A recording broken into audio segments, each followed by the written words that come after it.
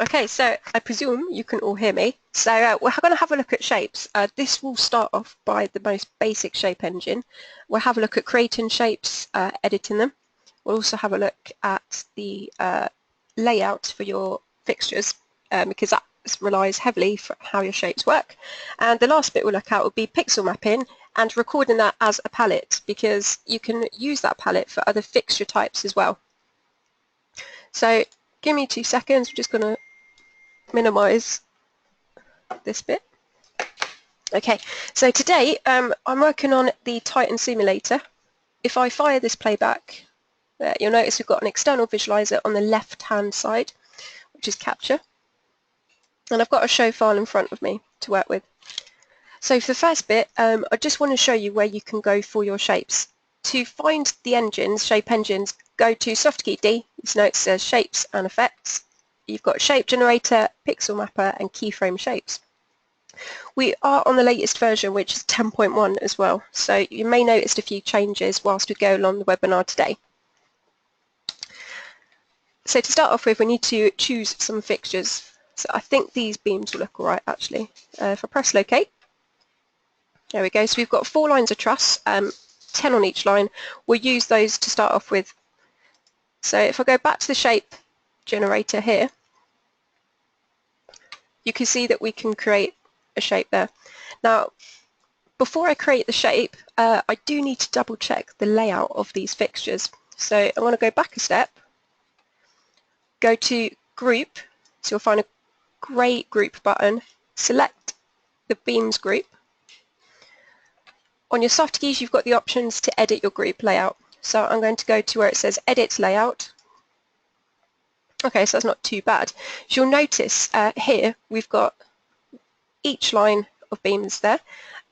We have to try and get them as relevant as possible to the rig. So if I select them all, press locate, let's tilt them actually slightly further in front. Okay, you'll notice they've actually got a gap in between each row. So what I'm going to do is try and separate them by about a 2 space gap each. So to do this we can move the grid just here. I'm not going to lie, it's a lot easier with the mouse. If you're on like a quartz for example, you may want to plug a mouse in as well, but you can touch the screen, so it's absolutely fine if you don't have one. You can select them just like this and move them downwards. That would do.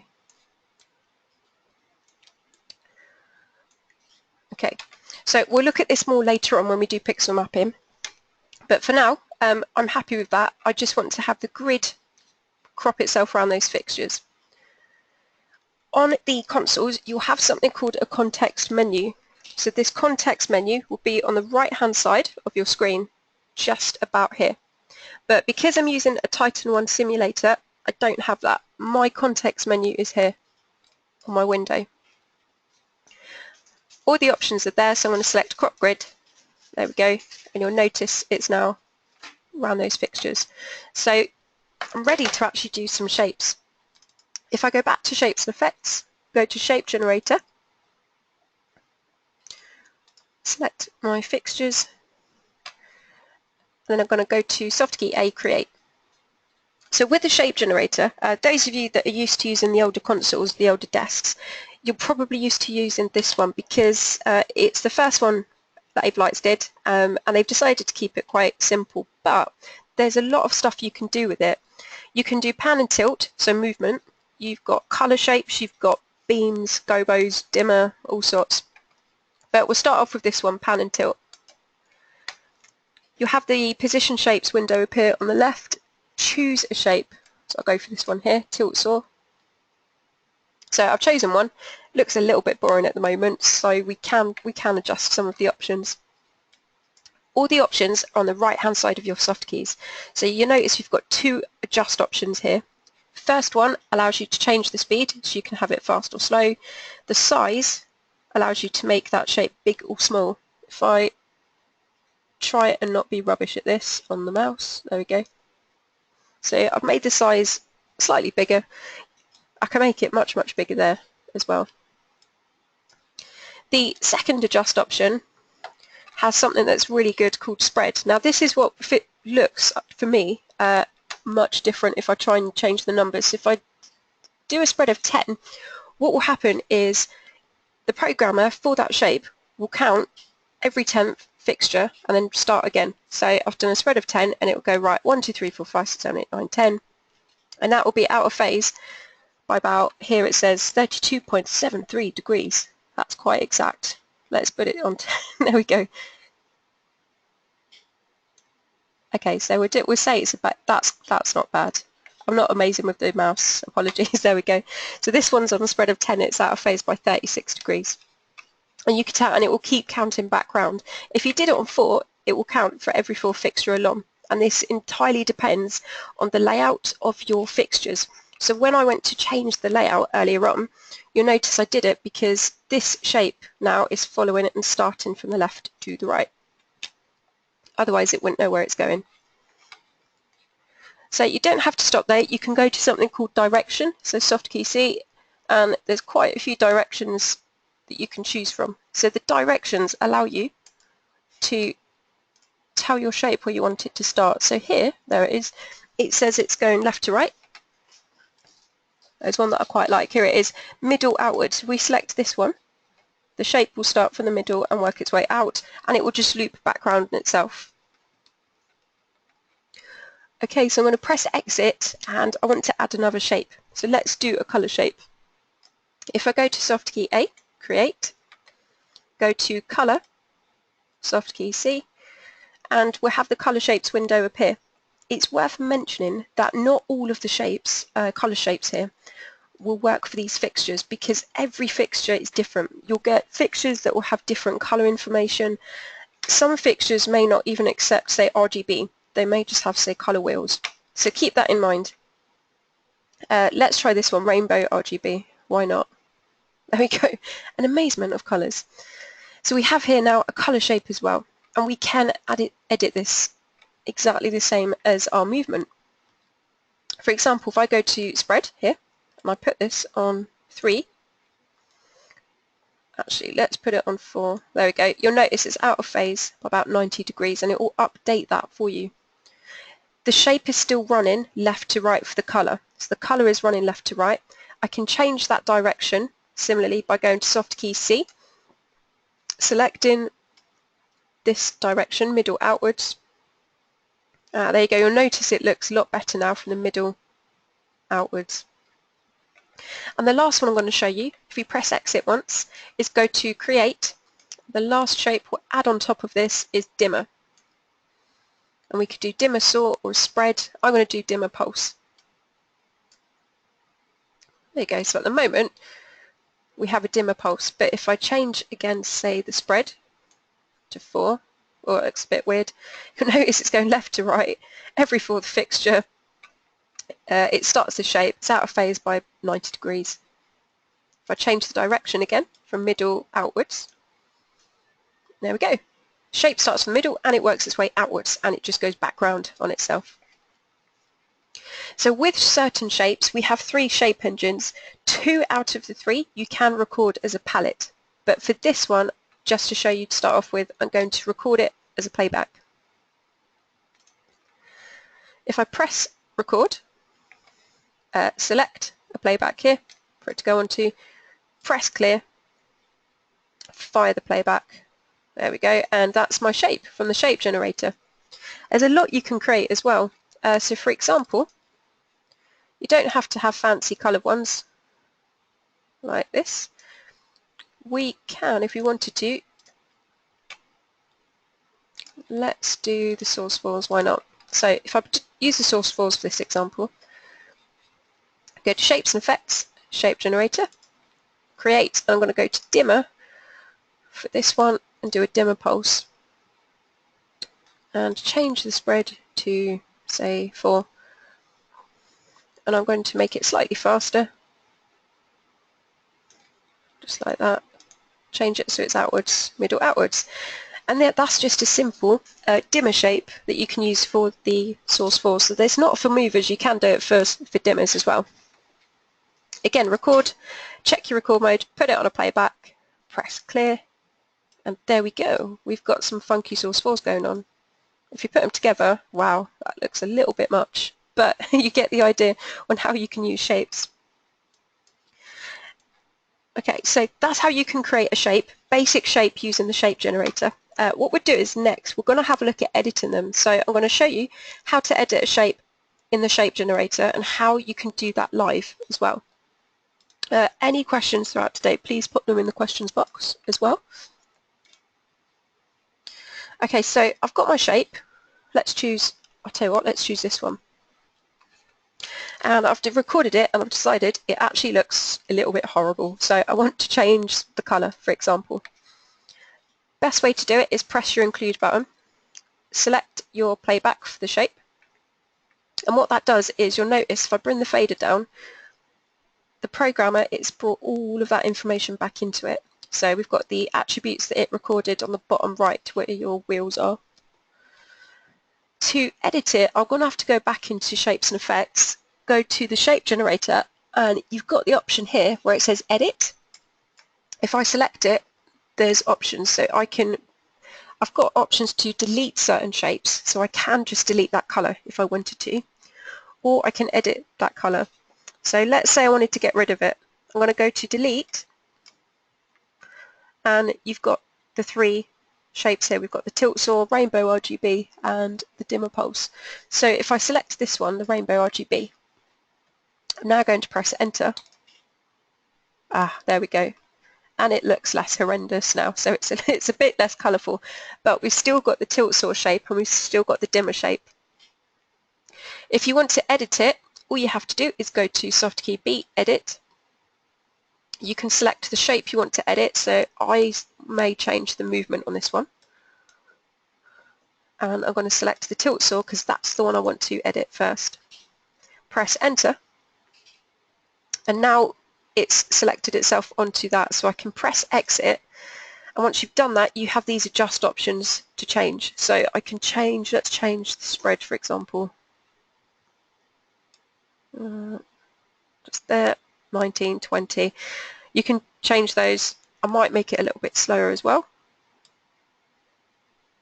There we go. So you can see that the dimmer has changed.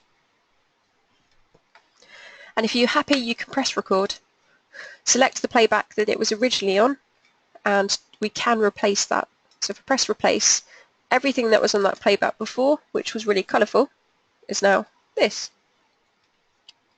Just one thing to mention, because I've noticed it's happened twice now, because I'm using the Titan simulator, every now and then a random DMX fit will happen, as I call it. So you'll get some DMX information just shoot itself out because you're using the simulator. So it will happen every now and then, so don't worry if it happens to you and you're using the simulator as well. Oops. Cool. So we've had a look at editing shapes. Best way to do it is include it back into the programmer. If you want to edit it live whilst you're doing a show, this feature is on version 10 onwards. All you need to do is press this button here. It's called Q or Connect Q. If you tap it, press the shape button on your attributes and decide what it is that you want to change.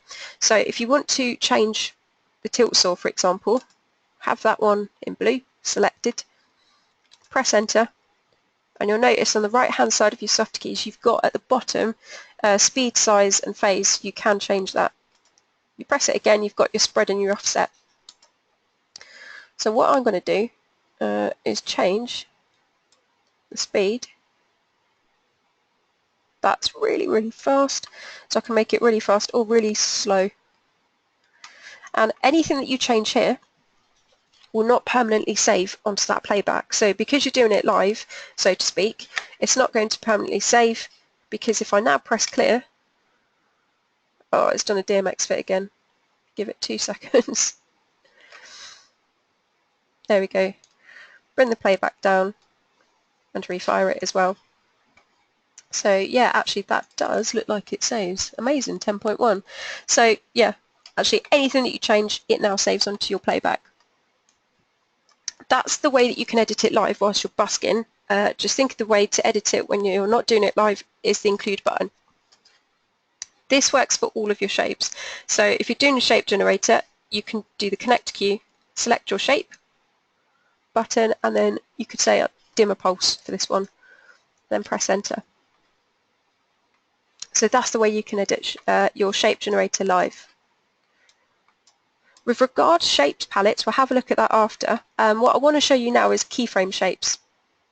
So with the keyframe shape, it's an entirely different program. It was brought in on version 9 onwards, so it was the kind of later of the shapes that were created, but it's really useful because you can actually make your own shape from it, and it gives you the ability to manipulate it to how you want it to go. So if you want that perfect circle shape, you don't have to kind of rely on the shape generator for that. For this example, I'm going to grab the truss set of fixtures and press locate. Now, I don't know what the group layout is for this, so again we need to go back to group button, press the group called truss, go to edit layout. Yay, that's not bad. So it's worth double checking. So this one's already laid out, as you can see. We've got the front, mid and back, which is awesome. If you wanted to double check, you can press your highlight button. Using your fix plus one and fix minus one, there you go, you can flick through them. Just double checking this because you never know. Yeah, there we go. Okay, so those are in order, so we can actually go to doing a keyframe shape. So if I go back to shapes and effects, go to keyframe shape and go to create, it's always made up of frames. So a keyframe shape will always be made up of frames. The best way to think of it, if you're new to it, is a frame is almost like a step. So you'll have layers and layers and layers. You can have as many layers as you want with a keyframe shape. It's best to have one attribute per layer. You don't have to, but you'll see in a little bit why it's easier. For example, for this one, we're going to have position for this layer. Layer 2, we're going to have intensity, and then layer 3 will have color. Your frames are your steps, and they're almost like your reference points. So for the position one, we're going to try and do a flyout effect to the audience. So the first position, or the first frame, will be right to the audience. Oh, there we go. When you're happy, go to add frame at the top, soft keys, and you'll notice just down here, it will show you that's your first keyframe. We'll move it back for the second keyframe, just down there. That's all right. Then go to add frame, soft key A. Cool. And then you've got two frames. You've got the first and the second. Once you're finished, go to finish recording frames, soft key G, and you'll have the effect editor window appear. If you ever lose this window by mistake, like that, and you get rid of it, it's under your workspaces just here.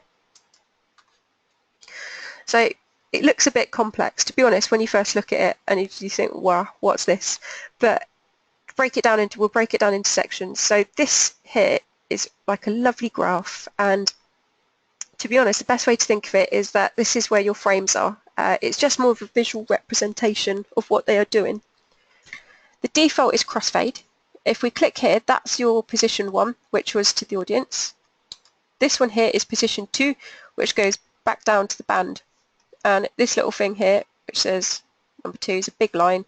It's your kind of midpoint between the both. You can move it left, right, center, wherever you want. You'll notice if I move it to the left, it's really slow, and it's very quick at going back to the second position. If you have a look, if I move it all the way to the right, there we go. Oh no, DMX fit. We'll pretend that's not happening. Let's give it a second. There we go. You'll notice that it looks like it's going the other direction, and it's holding on a lot longer to frame number 1. But we'll keep it in the middle for now. You can change the curve of your shape by tapping the screen or using a mouse like I am and just changing it here.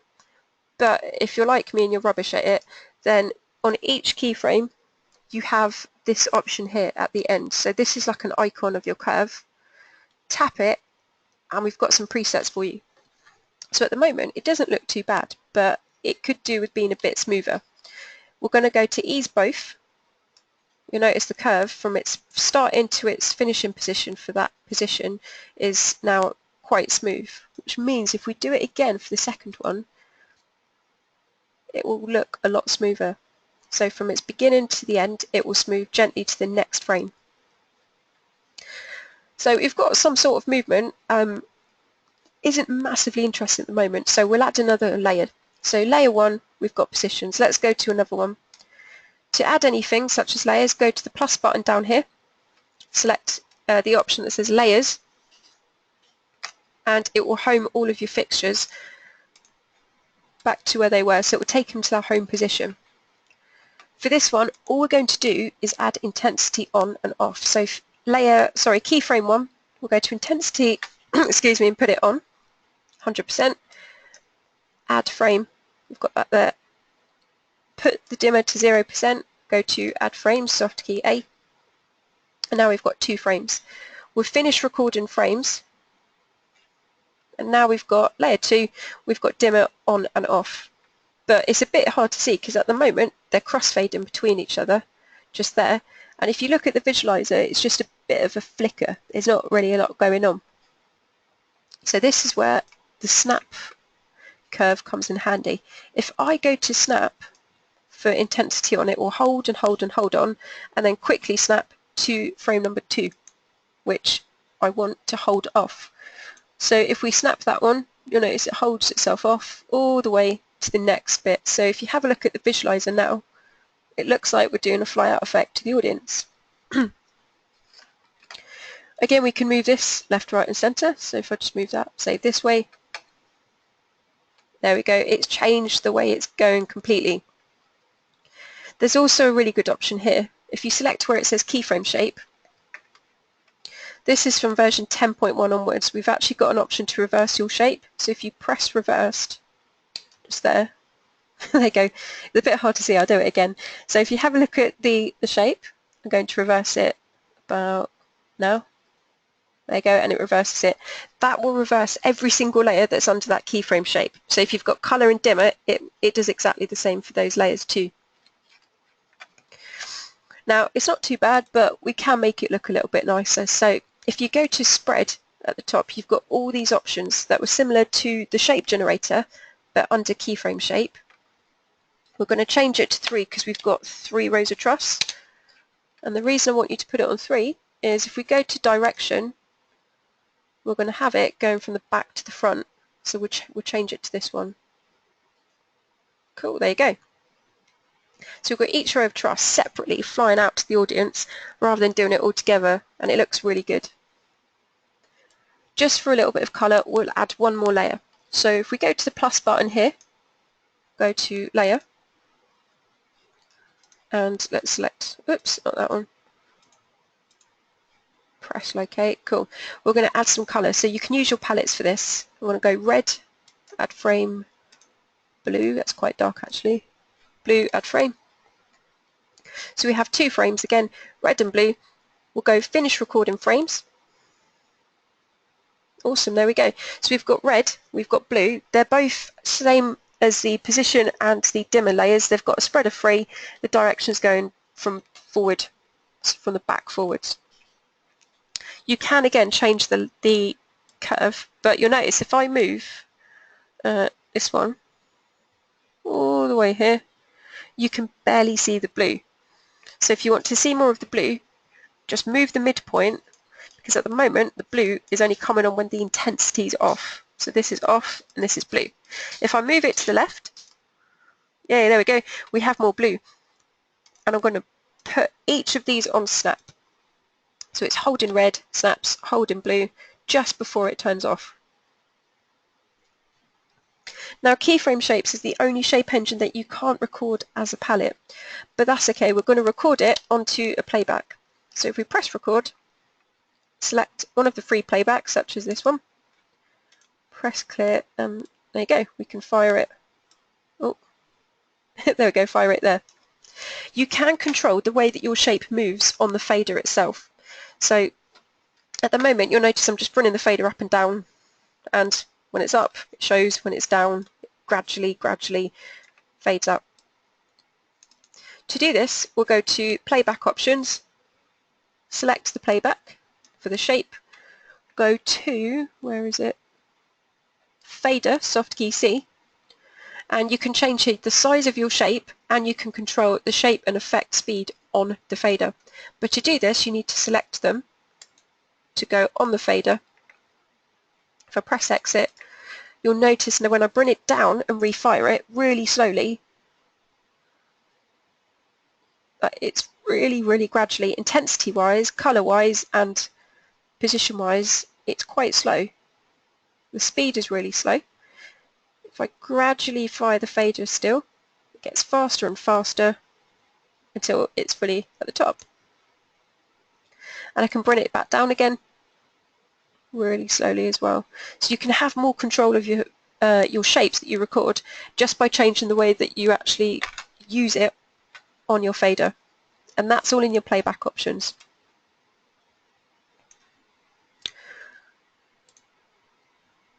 Okay, so that is how you can create a keyframe shape, and that's how you can run it as well onto your faders.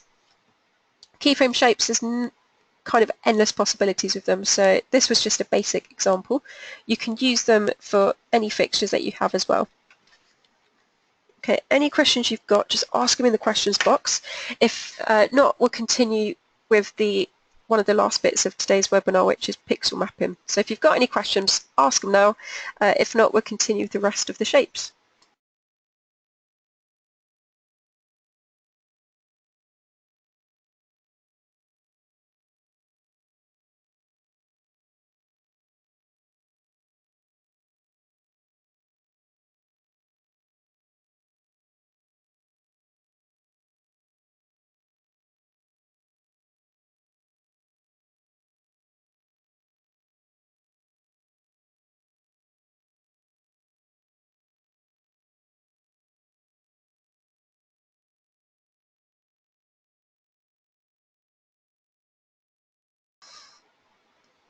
Okay, so we haven't got any questions.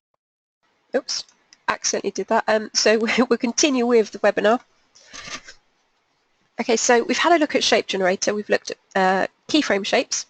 We're going to have a look at the last shape generator, which is pixel mapping. So pixel mapping is brilliant. It's particularly good for shapes, but it's good for what I'd say anything that you've got that's like a picture. So if you wanted to like adjust a picture or have a picture that's say on LED wall or something, you can do that.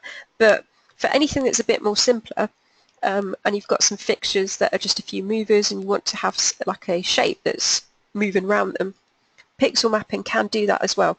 So it's really flexible in the sense, depending on how you use it, you can have it as complex or as simple as possible, and it's still very effective.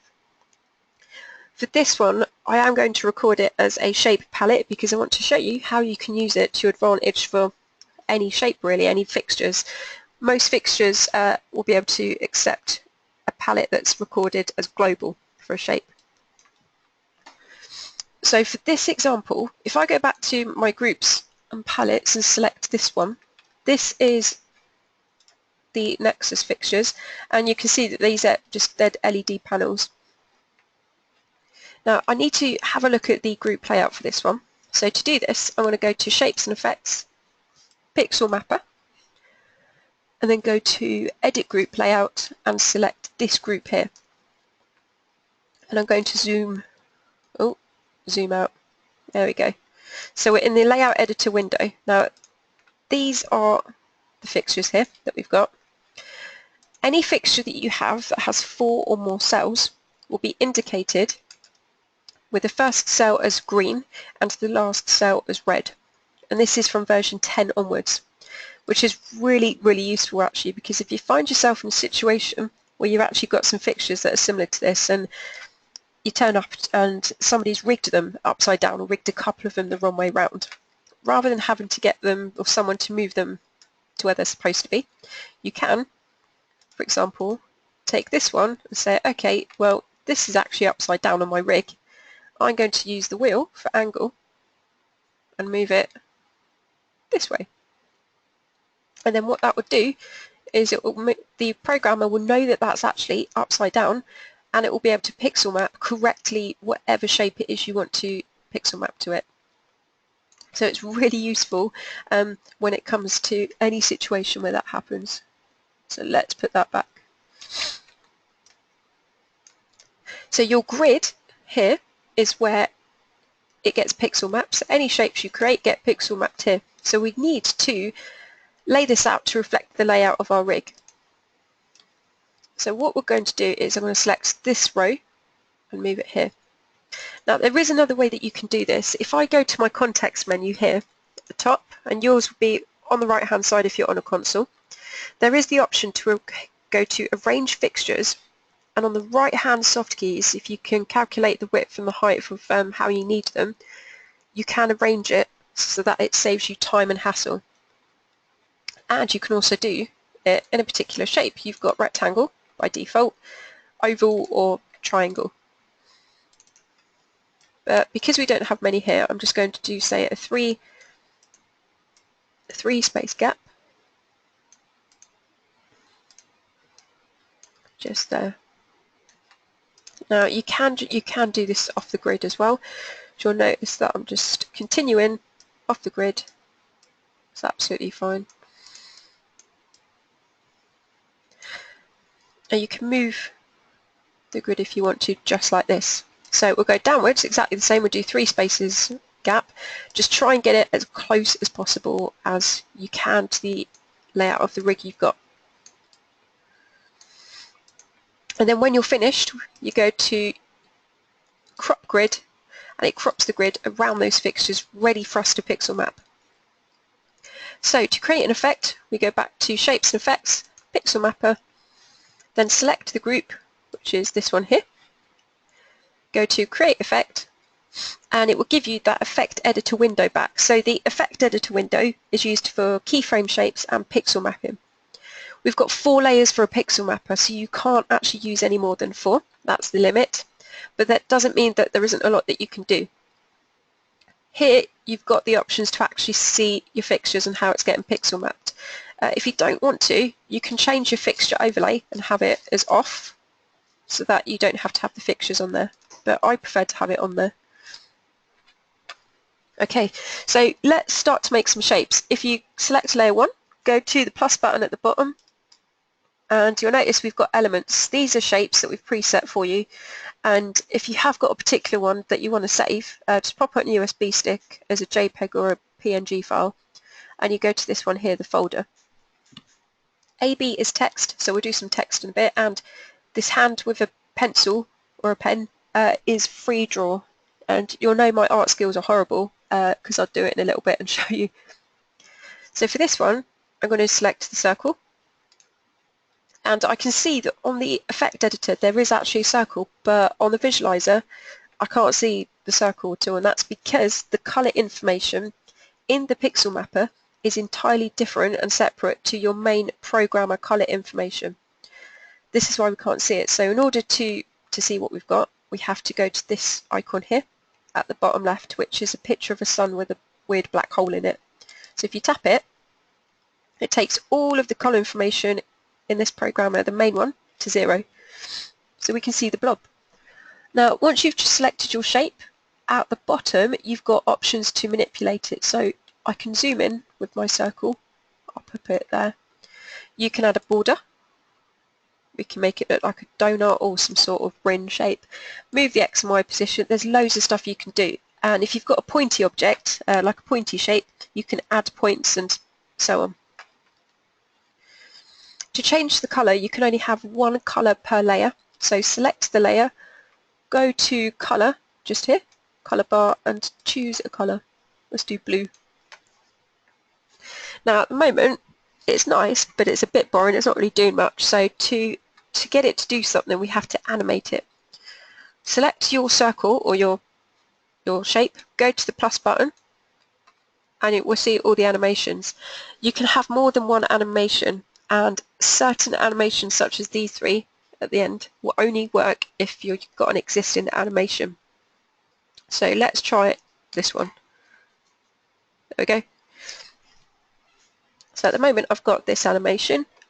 To add another one, just select the shape, go to the plus button, and I'm going to do this one, which is called displacement. There we go. I'll tell you what I'm going to do. I'm actually going to make it look like a bit of a donut shape. I've changed my mind. There we go, so it's a bit of a ring.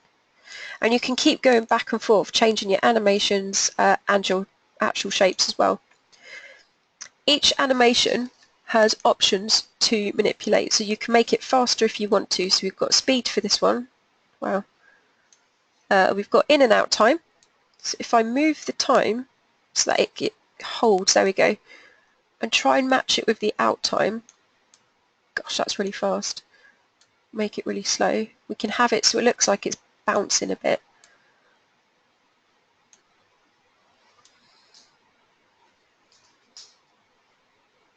There we go. So that's how you can manipulate your shape. Turned out to be circle, now it's just some bouncing ring all over the place. So we'll keep that as layer number 1. Layer 2, I'll select layer 2, go to the plus button, and we'll go to AB. So this is text. And the default is Avolites, had to be Avolites, but you can change it if you want to. To change it, you just go to where it says text to display here.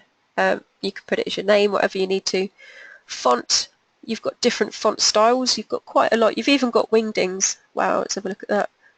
Yeah, you've got wingdings somewhere. You can change its opacity, but for this one, always double check how it actually looks on your rig, because in the visualizer, it doesn't look amazing. So if I zoom in, that's a bit better, on the actual text and just move it to the left a bit. There we go. I now want to add an animation so that it scrolls across from the left to the right. So again, go to the plus button, go to the animation here that goes left to right. You can never miss this now, it's massive. It says Avolites, but it hasn't got a space actually between the time it respawns that word, Avolites. You'll notice it says Avolites, and then when it finishes, the S just spawns again. So there's something called spawn rate. If we go to spawn rate and turn it really slightly downwards a bit to the left, it's quite sensitive, you'll notice we've now got a small gap between when it respawns. You can actually change the direction of that shape as well. At the moment it's going left to right. This is where it could all go wrong. Let's have a look. Move the X position this way. There we go. I thought I lost it there. Cool. So we've got it. We've now got it going right to left. And it's got a lovely big gap. There we go, before it respawns. So you can change the direction as well if you want to. The last layer, we're going to draw a picture. So select layer 3, go to the plus button, go to that hand with the pen icon, and you can draw a picture. It's worth noting that anything you draw, you cannot change the colour once it's done, because this colour information on the quick sketch tool can't ever be changed. So you have to make sure that you're happy with the actual colour and the drawing, of course, but I can't draw, so let's do this instead. Squiggly line. Yay. Press enter. Wow. Okay.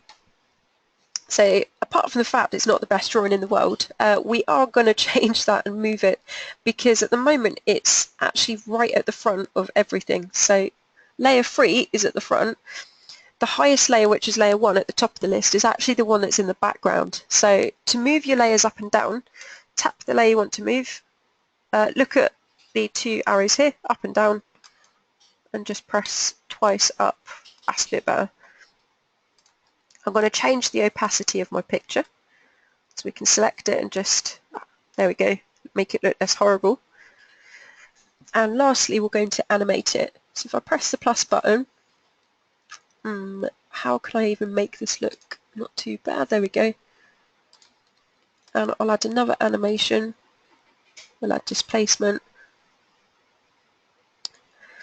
So we have it looking like this on here, but on the actual fixtures, we can see it just there. And it's not too bad. So if you're happy with it, you can record this as a palette, or you can record it as a playback.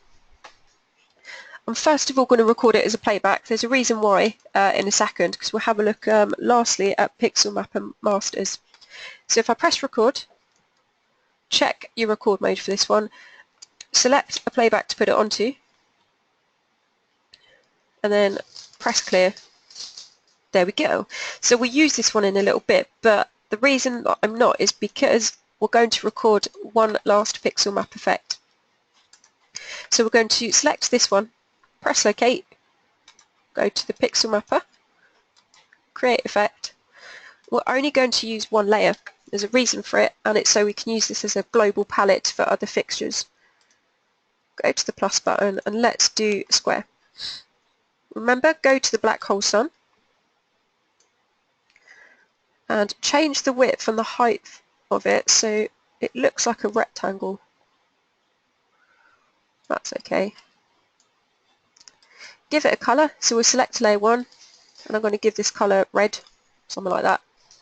And I want you to give it an animation, so if you select your block, go to the plus button and let's select the first one. There we go. It's a really simple one, it's just a simple red line that spins round, but we're going to record this one as a palette.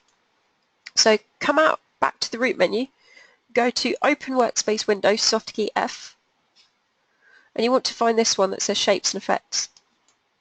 And this is your window to record your shape palettes.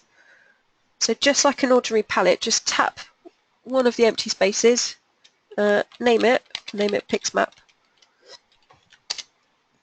press enter, and that's it, recorded. Now it's really similar like as position. So position and shape palette will only take the position and shape information it needs. So if I have in the program a beam information, color, whatever, loads of different attributes here, and I record it as a palette for my pixel mapper, it's only going to take the effect information, which is this one. But that doesn't really limit you because you can add other attributes to these shape palettes afterwards. If I press clear, press exit, get rid of everything and go back to the groups and palettes workspace, select the Nexus wall, press locate. Now if I go back to my palette, so it's Open Workspace Window, Shapes and Effects, select PixMap. Cool, you'll notice it will show, but that colour information has come back. So when we're in Pixel Mapper, I mentioned that you have to put the black hole sun picture on so that you can have the colour taken to 0. So in order to do this, we go to the colour attribute, put your red, green and blue information for these fixtures at 0. And there you go, you'll notice that it looks how it should do. I'm going to merge this new colour information into that palette. So if I press record, select the palette and go to merge, that will merge and add, we can see it now, the colour into that palette. I'm going to press clear. Let's try this on the beams. So if I select the beams, press locate, and I'll move them out a little bit. I can say, right, let's try this pixel mapper effect on it. There we go. And again, you'd have to do the colour information separately for different fixture types. So we'd have to do it for this fixture type as well. Press record, select the palette and merge, press clear. And with the BMFLs, I can press locate, tap the palette, ooh, and it's a bit squiffy, and that's a good example of why you should always double check your layout for your fixtures. So the layout is not quite right on this at all. But if I press clear and go to the truss ones, we did that earlier on, so we can see it looks really good. But again, we need to put the colour information down, press record, press the palette and press merge. And that will work with every one of those fixtures now. So if I select the palette for the wall, go to the beams, select for the beams, go to the BMFLs, there we go. There's a lot of red going on. But you can see that the pixel mapper works really well if you record it as a palette because it's global and it can be used between any fixture type that accepts the information. So for this one it was colour, so you've got this red line going around.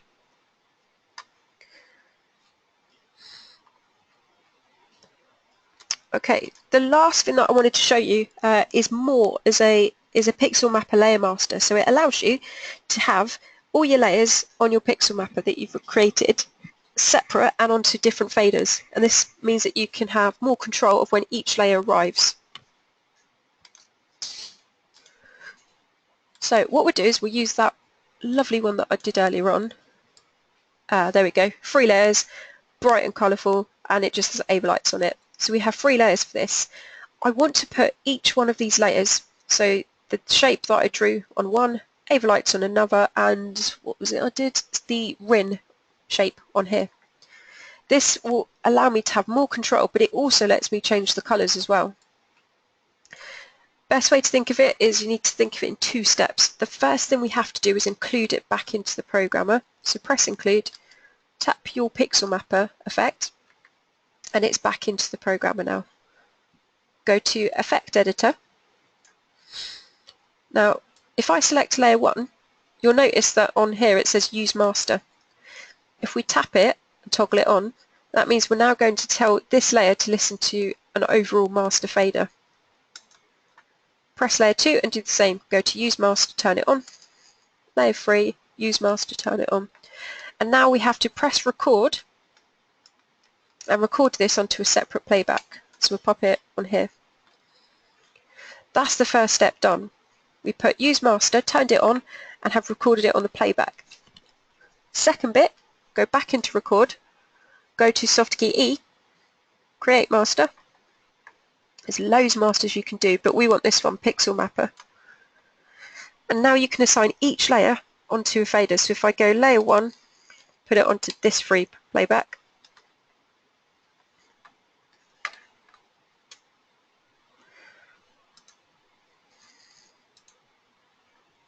I think it's having a little moment. Give me a sec.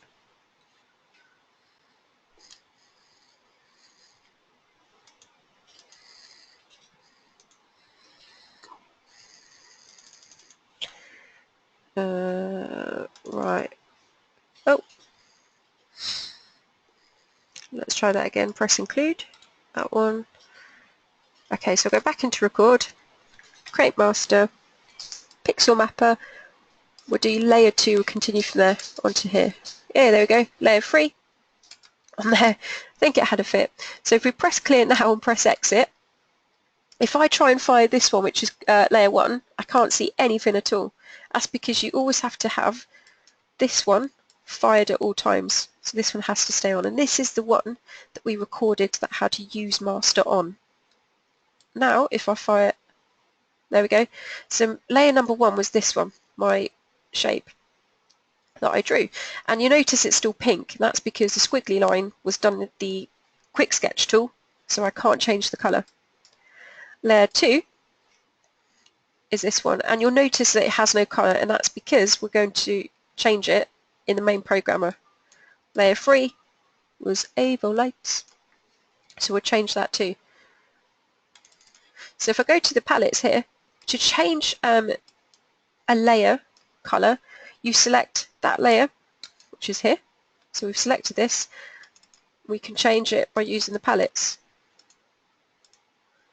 So there, blue, and so on.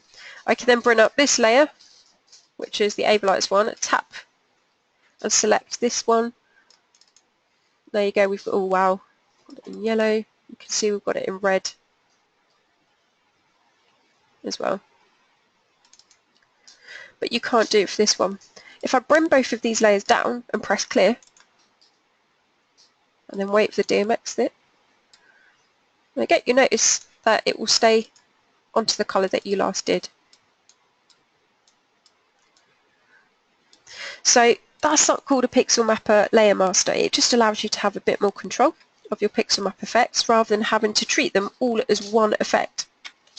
You just have to have a few faders for this one and a bit more space. But again, you have got the playbacks window on Open Workspace window, playbacks, and you can record this one on here. Cool. So we've had a look at loads of the shapes today. We've looked at all the shape engines. We've had a look at editing shapes, deleting shapes, and yeah, all things shapes. So if I've missed anything out, if you have any questions, please feel free to ask. I'll be here for about another 5 minutes or so. And if not, feel free to join for, I don't think it is next week. Let me just double check. It's the 1st of June. That is next week then. Yeah, so next week's one, which is on live busking tips. So if you're interested in that, feel free to join. And if you have any questions, feel free to ask me now.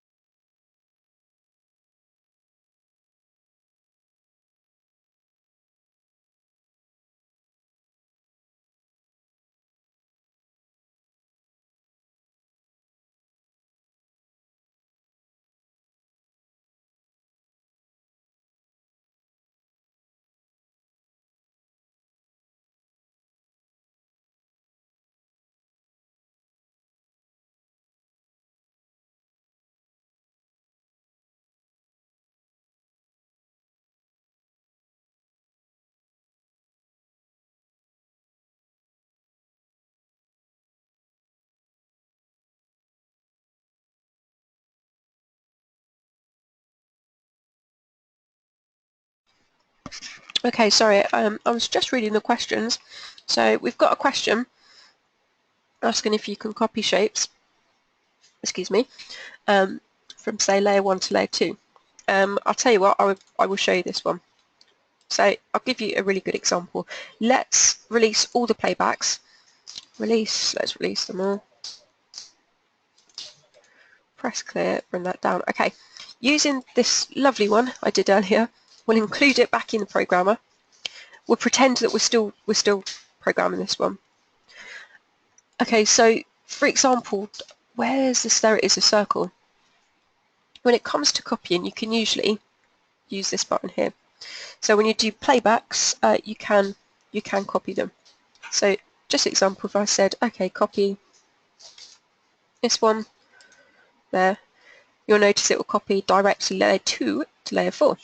So most of the time, if you want to ever copy anything, we have got the button, which is copy. Moving stuff, again, you can move up and down, but on the pixel mapper, you have to do it by this. So yes, you can use, excuse me, you can copy one layer to another. So you just press copy, select it, and select where you want it to go. So I've now got 4 layers of amazing colours. Actually, you can see I've got loads more, I've got loads more blue rings. Never a bad thing. But yes, you can. So really good question, actually. Any more, fire them away. Feel free to ask. That's what I'm here for.